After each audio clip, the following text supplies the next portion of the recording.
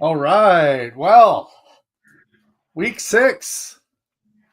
Week 6 already. Week 6 already. Well, welcome everybody to the Chasin Bling Podcast. That's Big Ben. I'm Coop, and here we go. This podcast wouldn't be what it is without the nod to our brand 60. And with this being and leading into some very time appropriate nods, it is getting into football ordering season. So for those teams out there that are looking for some new swag, some new unis, give us a holler. As you can see by the ticker below, we can be reached at sweet60.ca/60. And we would not be able to be called the Chasin Bling Podcast without our good friends at Legend Rings. They're good guys. And as you can see, they've got some great stuff. And if you want to check out their stuff, they can be viewed at legendrings.com.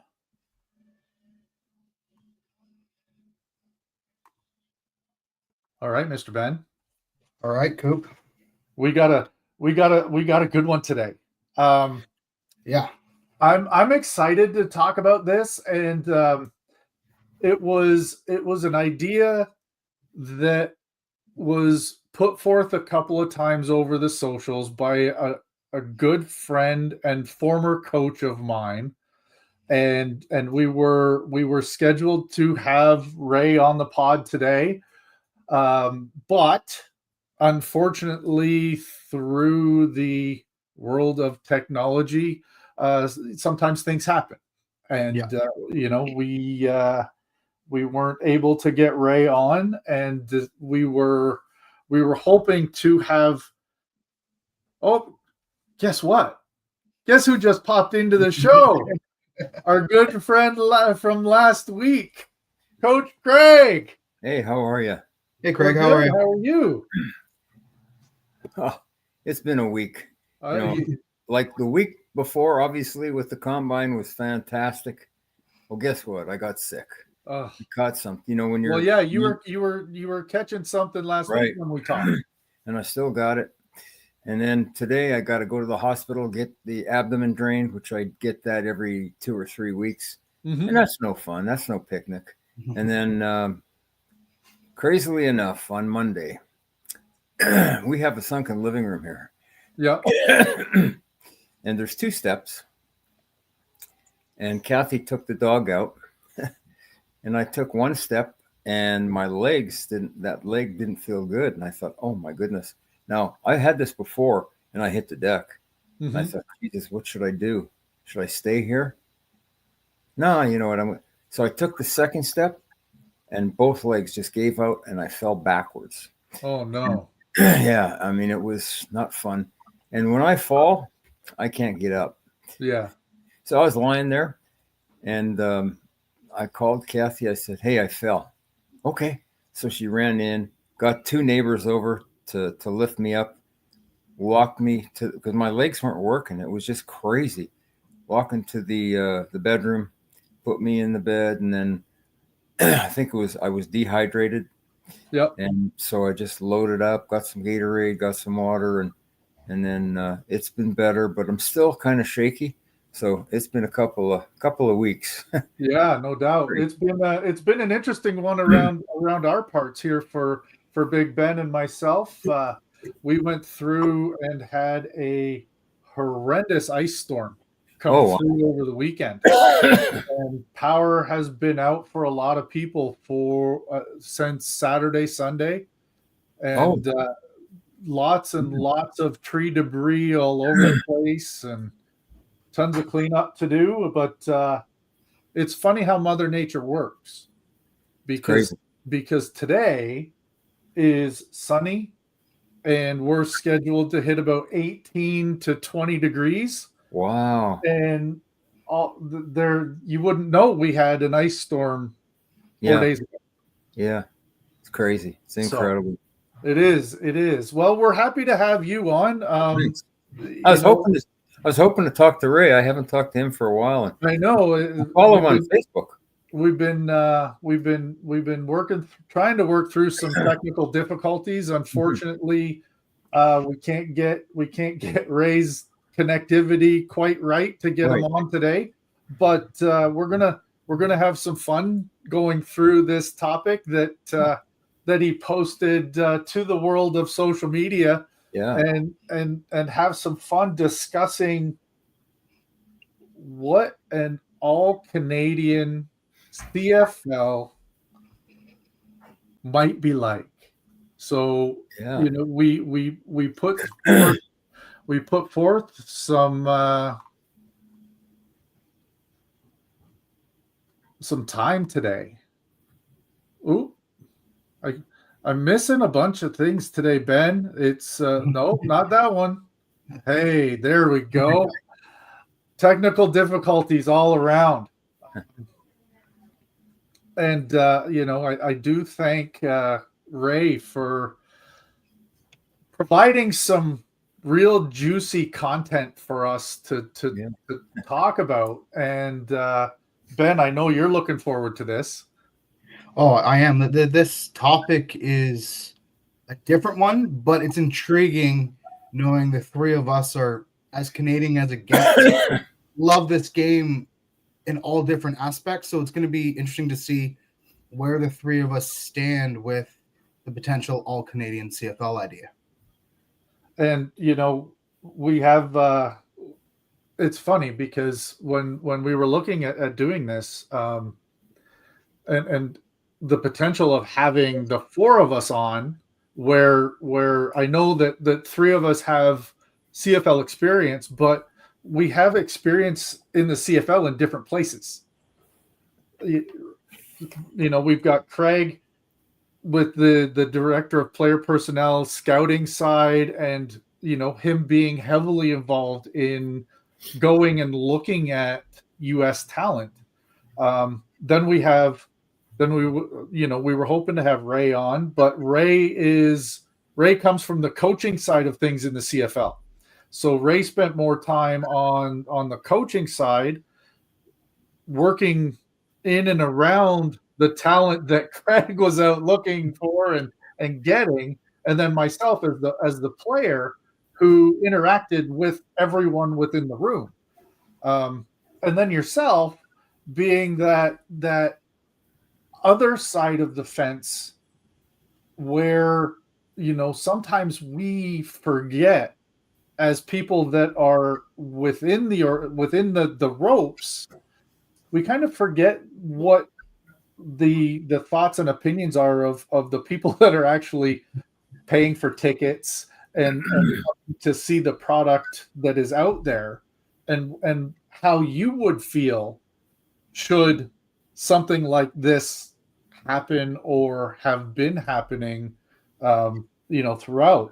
So, I sent out a question to everybody, and that question was, in light of the recent tension between the U.S. and Canada, the idea of an all-Canadian CFL has been brought to the forefront. And I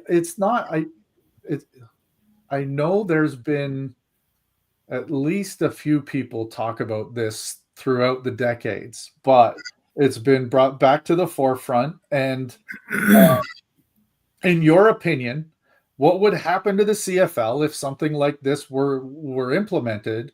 Or what are your thoughts on how this could be a really good thing? So I know, Coach Craig, you have to run out fairly quickly, so we're going to give you the floor first. 11:30. All right. Yeah. We're going to give you the floor first, and don't hold back. We want your opinion, and hopefully, this gets the flow started, and we can have a really good flow through this. But we're going to go through. You're going to get your turn. Ben's going to get his turn. Then I'm going to follow up without any kind of interjection, and and then we can, depending on how much time you have, Coach, to talk about a little roundtable discussion following. There's so many things that go into this. On that post of Ray's, and somebody put, there's not enough players, and that's not right. There's 27, 28 youth sports schools, right, that have players. Not, that could provide enough players. Come back. Yeah.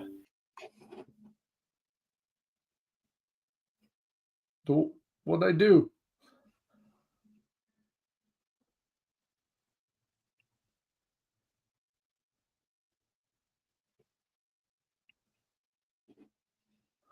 See if he comes back here. Well, we've lost Coach Craig for a second. He had a call come in, so that might be the factor that's playing with his connection here. Yeah. But I'm excited to hear his thoughts. So am I, especially because he's been around the game so long. Well, and not just that. Like he's part of his job for so many years was going through all the U.S. camps for the NFL and looking at players that could essentially bolster or enhance a CFL roster in hopes to get to a Grey Cup. Yeah. He's back. Here we go. There you are. Well, maybe.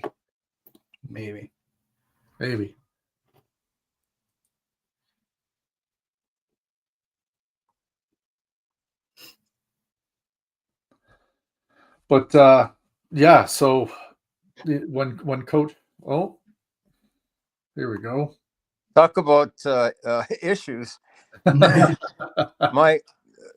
brand new computer, well, it's relatively brand new. I told Kathy, plug it in, because I was getting ready. It takes me forever to get ready these days. Plug it in.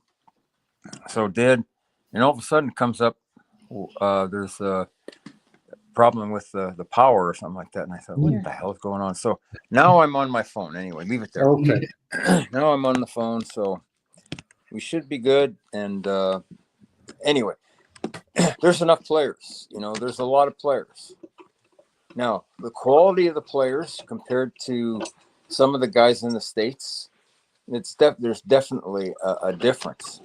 But if you put together a Canadian league with just Canadian players, there's a lot of damn good players. And a lot of people don't realize how good Canadian football is. The big thing is the perception of people.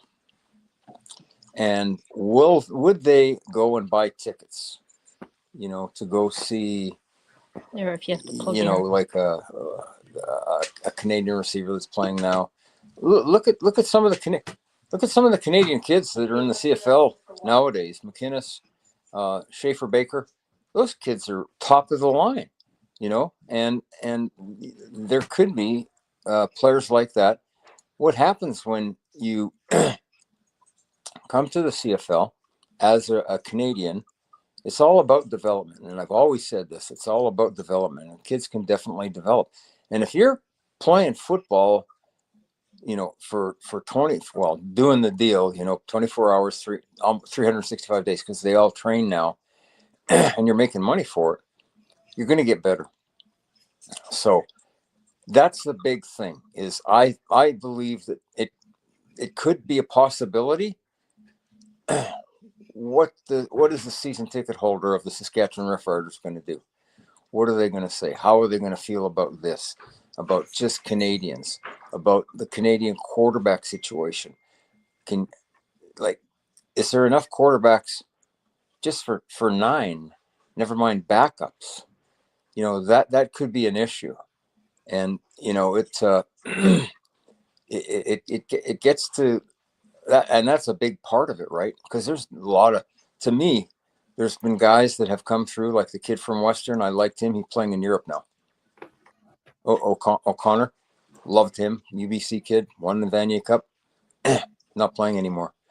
So there's guys that have played that are good, and maybe they weren't as good as the quarterbacks that were there, and that's this bottom line. But if it was just all Canadian, those kids would be playing right now, and they'd be getting better and all that. So it's a tough situation.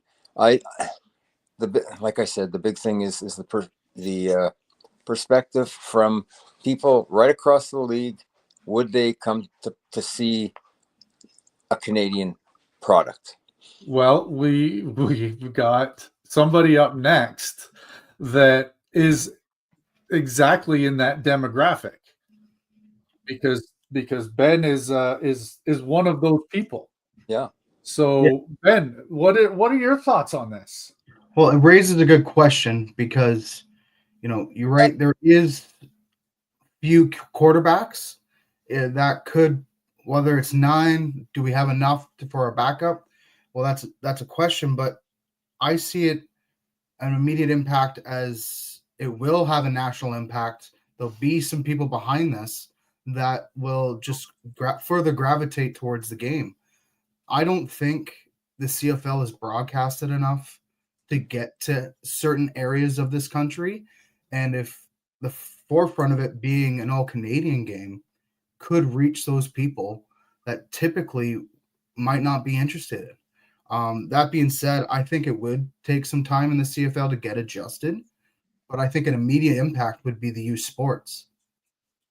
I think the game would be elevated even higher in these colleges and universities, to where these kids that think might be on the bubble outside looking in, being like, okay, now I have an opportunity here as a true Canadian to possibly play this professional game.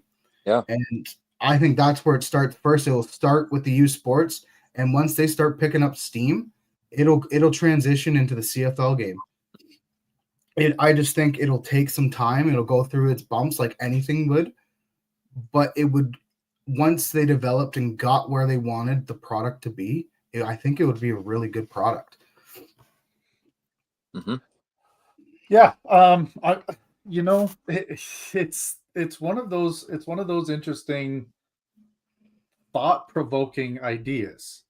I've often thought about and wondered what a Canadian or a more Canadian CFL would look like. And I always come up against the fact that historically we've had a lot of US ownership. We've had especially when I played, most of the head coaches in the league were from the US, and even today, 6 of 9 head coaches are American. Now, have they come up through the CFL system? Absolutely, they each have. However, they're still, the US is still home, and that's where they were farmed, and those are the systems that they know. It's always been intriguing to me to wonder how well a CFL team would do, or a CFL league would do, with Canadian head coaches. And my thought process is that they've been immersed in the Canadian game, so they know the nuances a little better. I was shortly thereafter when Coach Ray and I were with the Argos. Shortly thereafter, they went through a very quick turnstile of US coaches that didn't understand the game, and they just couldn't put a product on the field that mattered within the league. And so I often wondered, but then the second part of that thought is, because Canadian university coaches are ingrained in coaching players a certain way, they're getting kids out of high school and taking them through that growth process to being young men. They're not used to coaching men. And there could be a challenge there. And that's maybe why we saw short tenures for guys like Greg Marshall and Steph Potasic, that it was a hard adjustment for them to go from coaching university players to pro. I don't know. That's something that maybe we can ask them at some point. Yeah. But I think there's something here. But as you said, Ben, there's going to be an adjustment period. Mm-hmm. So my thought process goes more to how do we make this happen as opposed to can this happen? So my thought process goes to what if we created a second league that is, and Coach Craig talked about development. Mm-hmm. What if there's kind of the AHL version that is for all Canadian players, but you put them in smaller centers? Like, this could be a great opportunity for Halifax. Yes. It could be a great opportunity for connectivity from Laval to a pro team of football in Quebec City. Kingston has a great venue now. You look at London, you look at Red Deer, Saskatoon, Kelowna, even as those secondary farm team opportunities where the kids that aren't quite pro ready get that development, and working coincidingly with the CFLPA, that through the CBA you work to increase the ratio of Canadians on the roster. And Coach Ray and I talked about this the other day when we were talking about this. He coached in Australia, and down in Australia, in the Australian League, you're only allowed to have like somewhere, but the number's somewhere under 5. Well, it's like Europe. Like Europe. And You know, it's a true national league with a couple of imports, not 1% over half of your entire roster is imports. So that's where my head is working towards, and wondering if something like that could work. All you need is really 8 people that have a little bit of financial backing. That's the big thing. And a passion for the sport. Yeah. Money is the critical thing. Well, Coach, like just to outfit a team. Mm. And you're talking pro level stuff. Yeah. You're looking at if you're looking at a 65 person team, you're looking at $200,000 to outfit the team in just equipment. That doesn't include travel and all of the other things that are involved. So the financial outlay to do this is huge, but we all know that there's people out there with some deep pockets and wanting to get involved in sport. As long as they have a passion. Right. We're in the Peterborough area, and there's a fellow that's from here. His name is on the local YMCA, Jim Balsillie, who used to be CEO of RIM. Yeah. And he is, for the longest time, he was wanting to try and get the second NHL team in Toronto. Right. Well, what if you shifted gears? You know, I'll say, Jim, hey, give me a call. Let's talk about this. Let's have a conversation about moving you out of hockey and into football and growing this game even more in this country. Yeah. If I could bring up a couple things before I go. Absolutely. You got 5 minutes, Coach. Way back when I started watching the CFL, a team was 32 players. It was 18 Canadian non-imports, that's what they called them, and 14 imports. So you think about that, 32 players, and of course, it expanded. When we won the Grey Cup, it was a 40-man roster. Yeah, it was 39 when I played. Yeah. So what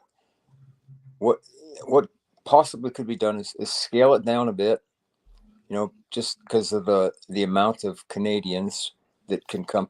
But the other thing is I truly believe that development can happen with the team, and just being, try to get like look in the NFL, they've got a practice roster of 10. And if guys can stay on the practice roster for a certain amount of money, that would be great, because then they're learning how to be a pro and all that kind of stuff. And the other thing that I took, Coop, you and we sat through all those coaching clinics, and most of those coaches were Canadian. Mm-hmm. Think about how damn good those guys were, and how they knew their stuff. Mm-hmm. Like I just sat back and went, these guys are incredible, like, wow, Canadian coaches, they don't take a backseat. They all have a passion. Obviously there's not a lot of full-time guys on a youth sport team, but there are, most of them have 3, some have more, depends on, like Laval, I think they have a few more and all that, but the coaching up here is phenomenal. It is excellent quality, and they know their stuff, and they have a passion, and they put in the hours, and all that kind of stuff. So those are 3 things that I did. Like, again, I just go back to the perception of what people would think, Mm-hmm. and like Ben said, maybe at the start it could be a little different. But then maybe it would come along, especially with, the Canadian pride. And, okay, hey, this is, we got a Canadian league now. This is pretty damn good. Look at how people got back behind the Canadian hockey team. Oh, absolutely. It's difficult. I won't say that it would be a better product, but I think it would be a damn good product. And the quarterback situation would worry me. Yeah, it's getting 9. Well, but again, it goes. I think that goes to your idea of development. Yeah. And the development of the quarterback in Canada doesn't really start until university. You think about, I've scouted a lot of guys, and I've tried to get some of these American kids come up here, and it's a different ball of wax. Mm-hmm. I always have said this, that why, Canadian kids are playing Canadian football. They're used to seeing the 5 defensive backs. They're used to seeing the different defenses that Canadian defensive coordinators can do. Mm-hmm. A lot of these American kids, they're going to come up. Oh yeah, I'm just going to roll through this. This is like, look at Manziel. I saw Manziel in the Cotton Bowl a couple of years ago. I went, holy shit! Would this guy be a fantastic Canadian CFL quarterback? And then he went and and then when he came up here, you know what he wanted to do? He wanted to get back to the NFL. Yeah. So he didn't want to spend time in here to show what he could do. It was like, no, I want to show people that I can throw touchdowns, and he threw interceptions, and he just couldn't get it done. It's that age old thought, but it's a true kind of thing for a lot of the US guys that come up. Yeah. They forget about number 12. Rocket Ishmael is one of the biggest kind of guys that will say he could never get used to number 12. Yeah. And it was to his detriment, because he had, a few head issues while he was with the Argos before he headed back down to the NFL. But it's hard when you've grown up with an 11-man game to get used to number 12.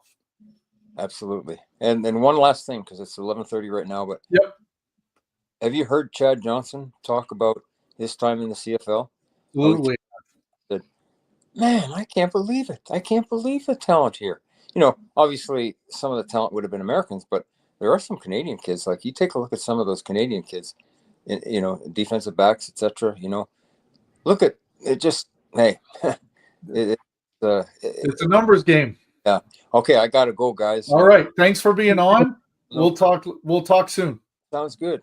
Have a great day, you guys. Thanks, Coach.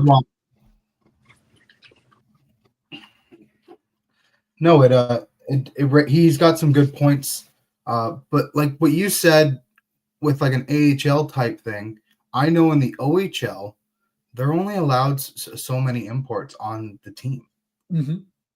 So many imports, so many overagers. There's models in place that we as talking about this subject could think about, and they could look at and implement to make it work.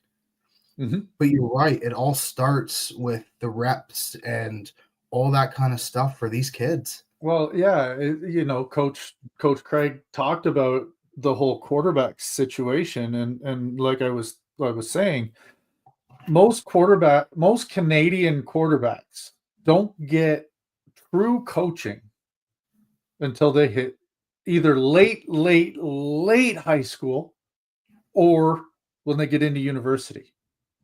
And then they only have a short period of time to develop and get ready for being pro ready. Mm-hmm. Whereas guys south of the border at the quarterback level start getting coached to be quarterbacks in Pop Warner. Yeah. They're under 10 years old. Yes. And that much develop, and that's why I think this kind of AHL style league would help that development of the quarterback position probably more than any other. Yeah. Because now you're dealing with, and like Coach alluded to with that Chad Johnson thing, it is a numbers game.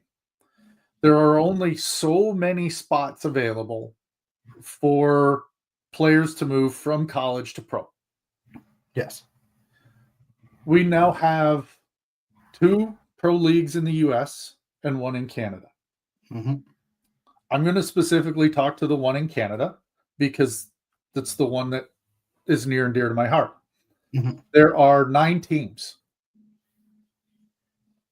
There are the game roster now, I believe, is around 45 players, to which you're looking at a non-import ratio of about half of that. Yes. So you're looking at 12 times 9. Yeah. That's how many non-import spots there are on an annual basis to play in the CFL. Yeah, it's a numbers game, and if we can get that numbers game, so if you can then take that and add, let's just say it's 45 spots in this in this proposed AHL of the CFL, instead of 12 non-imports, you have 45 Canadians. Mm-hmm. Or maybe, I don't know, like you look at, I know that Randy Ambrosie's CFL 2.0 initiative was to include some imports from other countries. So, yes. Is it an opportunity for us to then connect with the likes of Great Britain, Scandinavia, some of those areas, to then say, okay, within this kind of development league, we have 3 import spots per team, but that still provides 42 opportunities for Canadians per team. Yes, times 8 per team. Now you've got a bank of players that are developing at and these aren't all of your university players. This is just the top of that group that didn't kind of get drafted in the CFL and stay on a roster. and there's a constant movement of more players throughout the system as every year goes on, because as players go through university, they move up through graduation, and then they look at what's next. Yeah. So I think by year 2 or 3 of this hypothetical league, Yeah. you now have more quarterbacks holding Canadian passports that are ready to then take the next step and be on a CFL roster, either as a backup to move into development and so on. But we look at the quarterbacks that have success in pro sports. How many of them are under the age of 27? Oh, if I was going to say a percentage, it's more than 65% are under that age. I said successful. Oh, successful. Not many. Right. So if it takes you a few more years to develop, that's immaterial. Mm-hmm. Because once you get there, you're ready to compete. Yes. It would have taken you that long to get there anyway. Yeah. And we all know live reps are better than practice reps. 100% they are. So I think this could be something, but like we talked about, it's going to take a lot of money. It's going to take some money. It's going to take some time and some thought. I'm a firm believer, if you feel the dreams, if you build it, they will come. Mm-hmm. People are going to come and watch. The downside of all of this is the players, mm-hmm. right? Because if you look at the history of the CFL, most of the names that roll off your tongue are not Canadian. Mm-hmm. Right? And I had 2 of the most popular as teammates. One of them's locker was right next to mine, Henry Gizmo Williams. Yep. Not Canadian. And then there's my other teammate and friend, Pinball Clements, who, yes, we've adopted him as Canadian because he's been here for so long, but he came from the US. Yes. And then probably the most prolific passer in CFL history, Warren Moon, would not have gotten his opportunity should this have been an all-Canadian league. Yes. But that's in the past. Let's talk about the future, the growth of Canadian football, and the growth of football in Canada as something that, if this is something that has legs, we need to talk about it, and it needs to get talked about more. Yeah, it all starts with a conversation. Absolutely. And I know that when we get our technical issues figured out and we can have Coach Ray on, he's got some pretty great thoughts on how it could look because of his experience in international football. Yes. Meaning football outside of North America, and how it works and what it looks like and how it's attended and what that looks like. Because I think all we see is what's in our back door, right? We see that NCAA football and the NFL are played in massive stadiums with packed houses and atmosphere galore. Yes. Then we see Canadian football, be it the CFL. Well, the CFL is interesting because it's attended differently across the country. Yep. In the different markets that it exists in. But let's look at U Sports a little bit more, where it's not quite as popular. People only seem to attend at homecoming. And for the rest of the season, you can pick mom, dad, and the girlfriend out in the stands pretty easily. Yes. That needs to change. Because as Coach Craig just told everybody on that will see this and listen to it, there's talent in this fucking country. Yeah. And it deserves its day on the field. And time will tell. But it all starts with the youth sports, I think. And if they're given this opportunity to further grow their games, the product will follow. But Absolutely. It's opportunity, it's money, it's a lot of factors. I don't think we're done with this topic. I don't think so either, and it opens a really good discussion. And I hope that as people watch this and have an idea and want to engage in this discussion, they'll reach out to us and say, how do we talk about this? Who do we talk about this with? Can we get on your podcast and talk about this? Because it could be something great. It could start something. And all we need is one. Yep.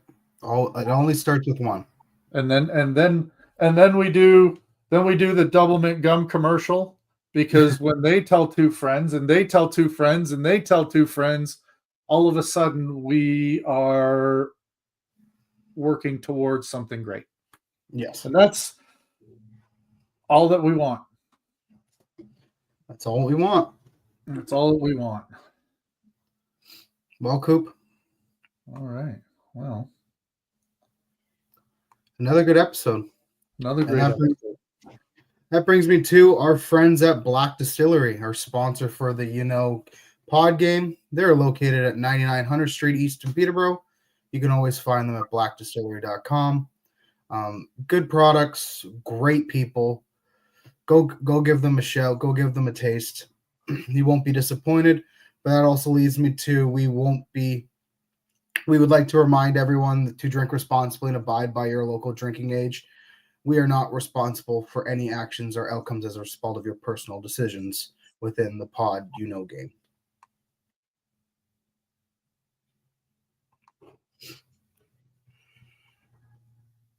All right. And on that note, if you like what you saw today, please give us a like. If you want to see more, please subscribe and share with your friends. All righty. Well, that concludes episode 6 of the Chasin Bling Podcast. That's Coop. I'm Big Ben. Thanks for watching. We'll see you next week.